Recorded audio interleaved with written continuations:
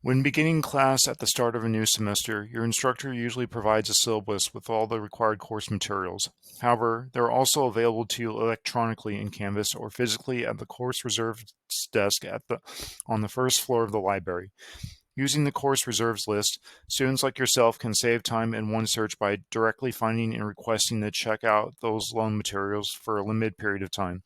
To get started, on the basic or advanced search page, click on Course Reserves at the top middle of the page.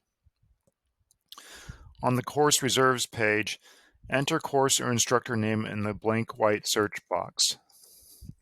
You'll notice your results have been narrowed down to only a certain type of class or subject list.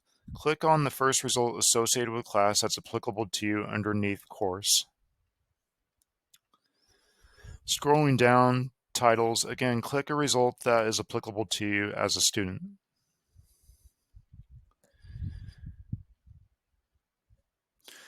Now the full record has opened in OneSearch of the item you clicked on. Again, this will save you time rather than having to search for each item manually.